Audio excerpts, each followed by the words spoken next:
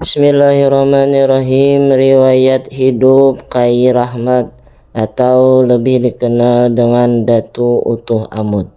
Dahulu di desa Hambuku Ilir hidup sepasang suami istri yang amat rukun dan damai. Sang suami bernama Datu Kapsan dan istrinya bernama Datu Galuh Muning. Sebagaimana kebanyakan penduduk desa saat itu, kebanyakan bekerja sebagai nelayan di sungai atau danau yang ada di sekitar desa mereka.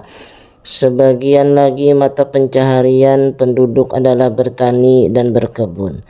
Datu Kapsan adalah salah satu dari penduduk desa itu yang mempunyai mata pencaharian sebagai nelayan.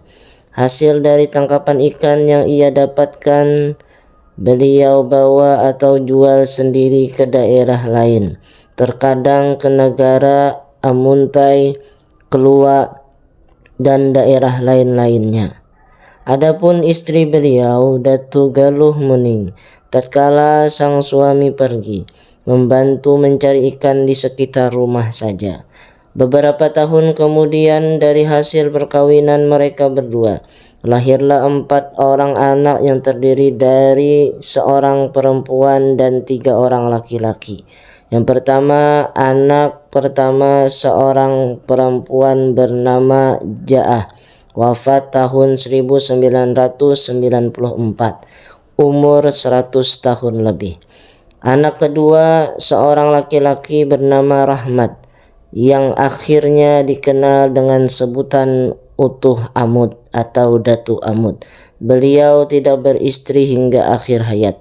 Anak ketiga bernama Andar, wafat pada waktu berumur 80 tahun. Yang anak keempat seorang laki-laki bernama Kai Ira, wafat pada saat berumur 75 tahun. Kai Rahmat atau yang lebih dikenal dengan gelar Utuh Amud, yang merupakan anak kedua dari pasangan suami istri Datu Kapsan dan Datu Galuh Muning. Menurut cerita yang disampaikan nenek Sanah kepada Burhan bin Aran, bahwa Kai Amud di waktu kecilnya pada usia sekitar 7 tahun atau 8 tahun masih berpakaian lengkap seperti anak kecil lainnya. Tetapi ketika dia mendapat musibah atau kecelakaan yang menimpanya, yaitu jatuh dari ayunan yang disebut ayunapan, ayunan yang terbuat dari papan, yang mana ia bermain ayunan tersebut di bawah rumahnya. Kebiasaan rumah orang di desa itu saat itu tinggi-tinggi, yang mana tingginya bisa mencapai 2 meter. Mainan ayuna papan ini merupakan permainan tradisional anak-anak pada masa dahulu. Setelah jatuh dari ayunan tersebut, ia menjadi sakit dan sakitnya semakin hari semakin bertambah. Kedua orang tua Kai Utuh Amud ini berusaha menyembuhkannya dengan membawa ke penambaan orang pintar yang ada di kampungnya saja, serta dengan mencoba memakan obat-obatan tradisional yang mereka ketahui dari orang tua terdahulu. Maklum, untuk berobat ke kota atau keluar daerah, mereka tidak mempunyai uang atau dana. Semakin hari sakit anaknya semakin bertambah, sampai-sampai sakitnya tersebut hampir membuat beliau meninggal dunia. Demi melihat keadaan sakit anaknya yang demikian parah inilah, Datu Kapsan dan Datu Galuh Muning berdoa siang dan malam untuk kesembuhan anaknya, karena hanya kepada Allah lah mereka berserah diri. Tidak ada yang dapat menyembuhkan penyakit selain Allah. Bagaimana parahnya suatu penyakit, kalau Allah Subhanahu wa ta'ala belum menghendaki kematiannya, maka orang itu akan sembuh. Maka dengan kudrat dan iradat serta inayah dari Allah ta'ala, akhirnya Kai Utuh Amud sembuh dari penyakit yang dideritanya. Tetapi setelah kesembuhannya terjadi perubahan pada dirinya. Sebelum sakitnya ia masih suka berpakaian, tetapi setelah sembuh ia tidak mau lagi berpakaian. Kalau disuruh berpakaian, ia akan menggelengkan kepalanya, dan kalau dipaksa dia akan menangis sambil meronta-ronta.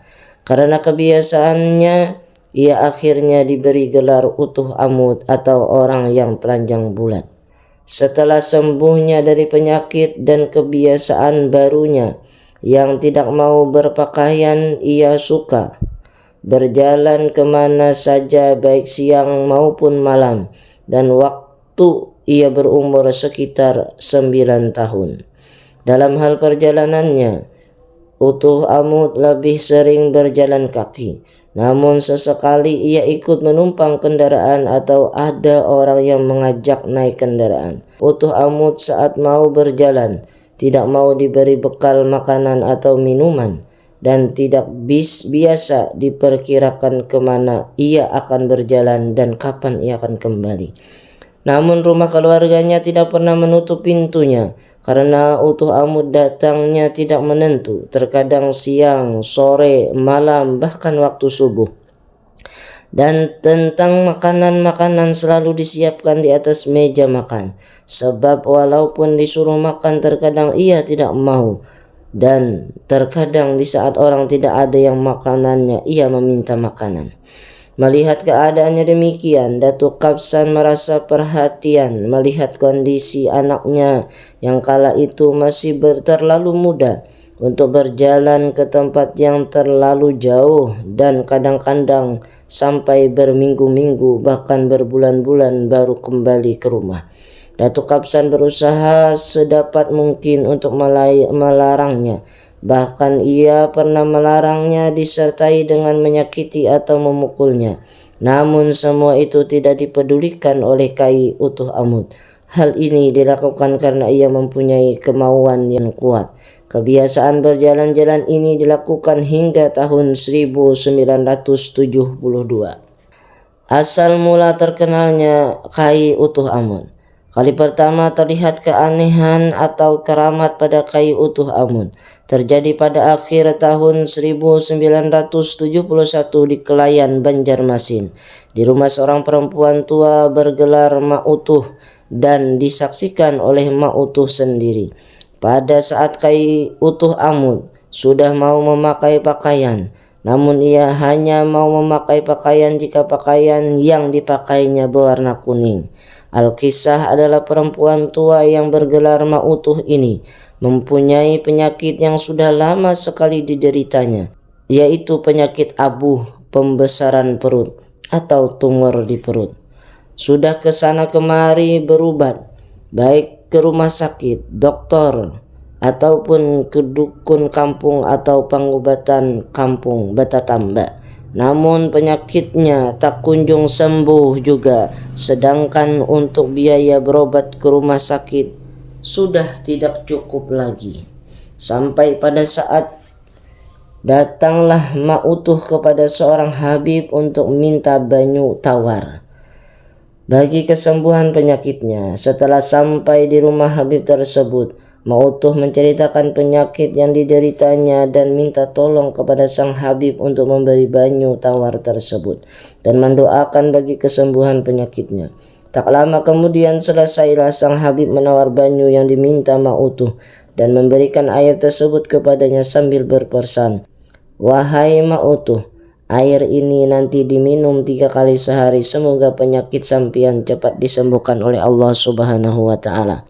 Aku berpesan kepadamu nanti apabila sampian ada bertemu atau melihat seseorang yang terlihat aneh atau tidak seperti kebiasaan orang banyak, maka ajaklah ke rumah dan beri makan dan minum serta pakaian, dan peliharalah ia serta mintalah doa kepadanya untuk kesembuhan penyakit sampian. Hanya itulah yang dapat aku sampaikan kepada sampian. Semoga sampian bertemu dengan orang tersebut dan penyakit sampian lekas sembuh," ujar Habib yang menanam bayi. Sesampainya di rumah, terpikir oleh Mak Utuh untuk mencari orang yang disebut dan diisyaratkan oleh Habib tadi, dan ia berusaha mencari orang tersebut. Setelah beberapa hari kemudian, saat duduk-duduk di teras rumahnya, Mautu melihat seorang laki-laki tua sedang berjalan di depan rumahnya sambil mulutnya komat kamit seperti ada yang dibaca. Orang tersebut tidak memakai busana sedikit pun, namun kulit orang tersebut terlihat sangat bersih, layaknya orang yang baru mandi. Demi melihat orang tersebut, dengan cepat Mautu berdiri dari tempat duduknya dan berjalan menuju orang yang ada di depan rumahnya sambil memanggil, "Utuh, utuh, utuh." Panggilan orang hulu sungai kepada laki-laki yang tidak dikenalnya. "Tunggu aku," teriak Mautu sambil melayangkan tangannya. Mendengar ada yang memanggilnya, orang yang bertelanjang itu pun berhenti. Kemudian Mautu mengajak orang tersebut ke rumahnya dan orang itu pun mau mengikuti ajakan Mautu. Setelah masuk, orang itu dianggapnya sebagai tamu, diberi makan, minum, dan diberi kamar untuk istirahat. Namun anehnya orang itu mau menuruti apa-apa yang diperintahkan Mautu. Setelah sehari berada di rumah Mautu, orang yang bertelanjang itu diajak bicara oleh Mautu. Namun orang tersebut sepertinya agak atau gagu, tunarungu, kurang lancar dalam berbicara, tetapi ia sangat paham dengan apa yang kita ucapkan kepadanya. Dan kalau diberikan pertanyaan, kebanyakannya dijawabnya hanya dengan anggukan dan gelengan kepala atau senyum-senyum sambil tertawa-tawa. "Utuh, aku menderita suatu penyakit yang sudah lama aku derita, yaitu penyakit abuh tumor di perut. Jika aku minta tolong kepadamu bagaimana cara supaya penyakitku ini sembuh?" kata Mautu seraya memohon dengan sengat.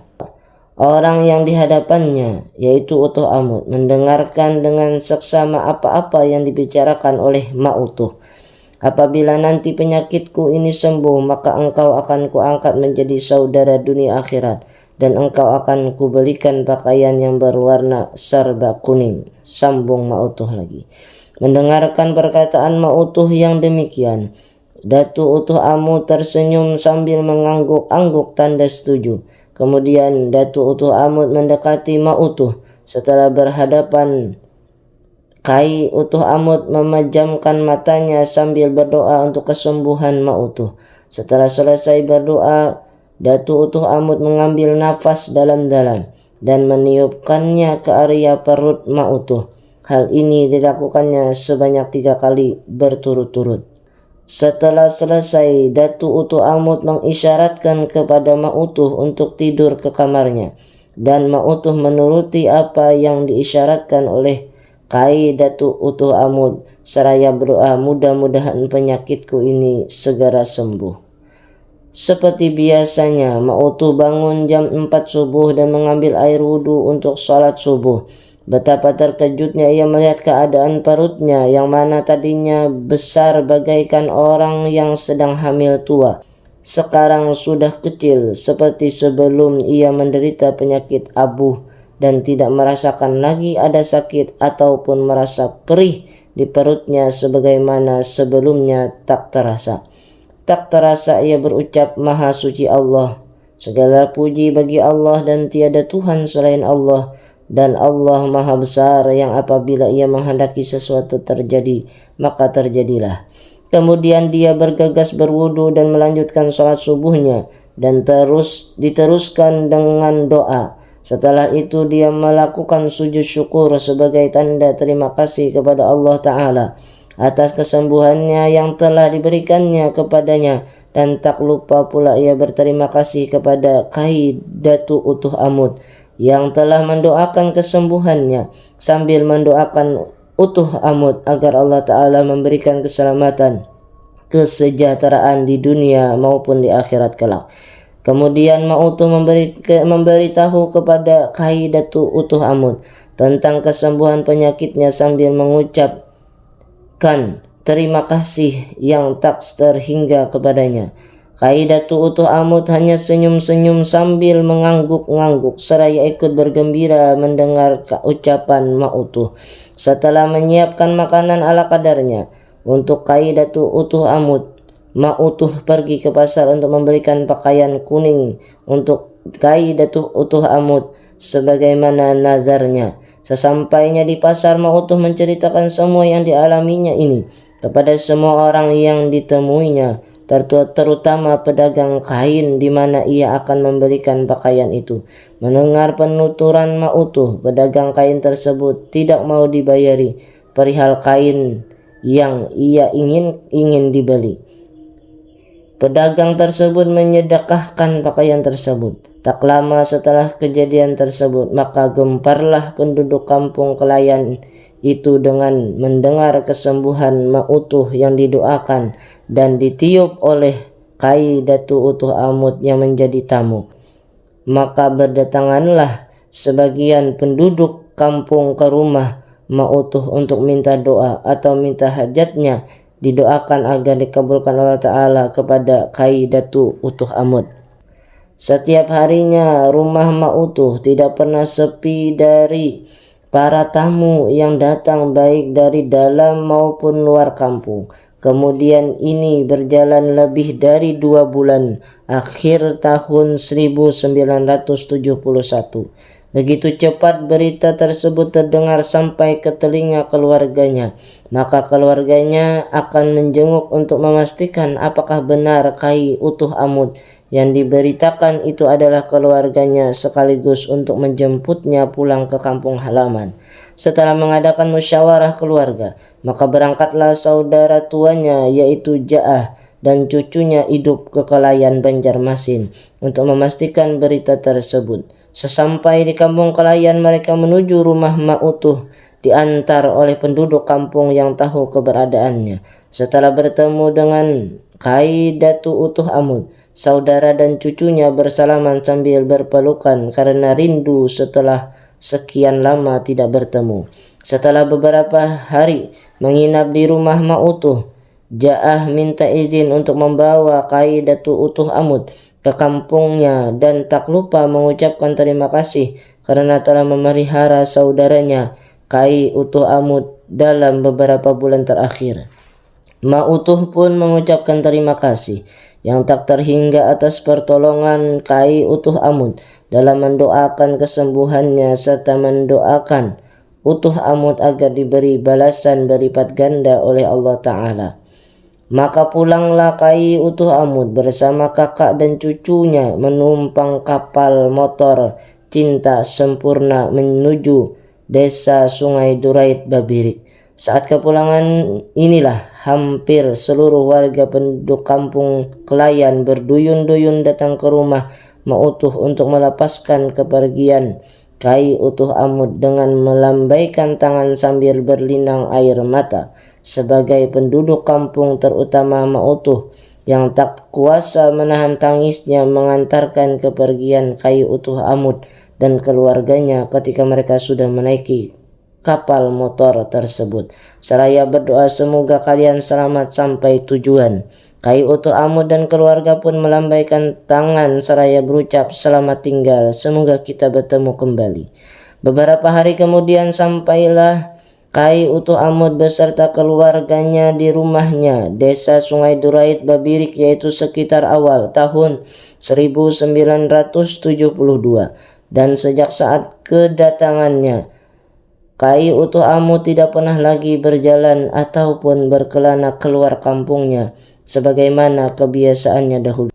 Namun setiap harinya tidak berhenti-hentinya orang datang ke rumahnya untuk minta doakan ataupun berbagai hajat lainnya, baik dari sekitar kampungnya atau dari luar kampungnya dan dari luar daerah Kalimantan Selatan seperti Palangkaraya, Sampit, Kapuas, Samarinda, Muara Teweh, dan daerah-daerah lainnya. Adapun karamah Kai Datuk Utuh Amud, yang pertama, saat Kai Utuh Amud dalam kandungan pernah ibunya menemui keanehan, yaitu pada saat ibunya berjalan ke rumah tetangganya untuk suatu keperluan. Pada saat perjalanan pulang kembali ke rumah, hujan turun dengan lebatnya disertai angin sangat kencang. Namun saat itu air hujan tidak mengenai tubuh ibunya sampai ibunya masuk ke rumah, padahal jarak saat kehujanan sampai ke rumahnya sekitar 300-400 meter. Yang kedua, pada saat disunat khitan, ia tidak merasa sakit. Bahkan ketika selesai disunat, ia langsung bermain air dengan bermandi-mandian di sekitar rumahnya yang terletak di tengah sawah. Yang ketiga, pada tahun 1965, ketika ia berjalan di sekitar kampung, digigit ular di kaki kanannya. Namun gigitan tersebut tidak membahayakan, hanya dengan mengobati disertai olesan kucur kinang, gigitan ular berbisa tersebut menjadi tawar dan baik kembali. Ular berbisa tersebut ditangkap dan dilepaskan ke sungai. Yang keempat, tersebut cerita pada masa penjajahan Belanda. Pada saat itu musim kemarau. Ada sebuah mobil Belanda yang ingin lewat menyeberang di atas jembatan sungai Durait. Namun ketika baru sampai kurang lebih 2 meter di atas jembatan, mesin mobil tersebut mati seketika dan tidak mau hidup. Setelah dicoba diperbaiki dan dihidupkan kembali, mobil tersebut tetap tidak mau hidup. Padahal mobil tersebut sepertinya tidak ada kerusakan. Kemudian ada salah seorang penumpang yang melihat ke bawah jembatan. Ternyata ada seseorang yang sedang tidur dengan pulas. Kemudian mereka memberitahu hal tersebut kepada teman yang lain. Maka mereka turun untuk memeriksa ke bawah jembatan. Ternyata yang tidur tersebut adalah Kai Utuh Amut. Kemudian mereka mencoba membangunkannya dan Kai Utuh Amut pun bangun. Setelah itu mereka mencoba menghidupkan mesin mobil mereka lagi, dan ternyata dapat dihidupkan serta dapat melewati jembatan tersebut untuk meneruskan perjalanan. Yang kelima, pedagang yang jika barang dagangannya diminta oleh Kai Utuh Amut dikasihkan kepadanya, barang dagangannya akan cepat laku. Sebaliknya, barang dagangan yang diminta tidak diberikan, maka dagangannya hampir tidak mau laku. Mungkin hanya ini saja yang kita sebut daripada manaqib atau biografi daripada Kai Utuh Amut. Mudah-mudahan Allah Subhanahu wa Ta'ala memberikan keberkahan kepada kita dan mengabulkan hajat-hajat kita. Amin ya rabbal alamin. Wallahu a'lam bissawab.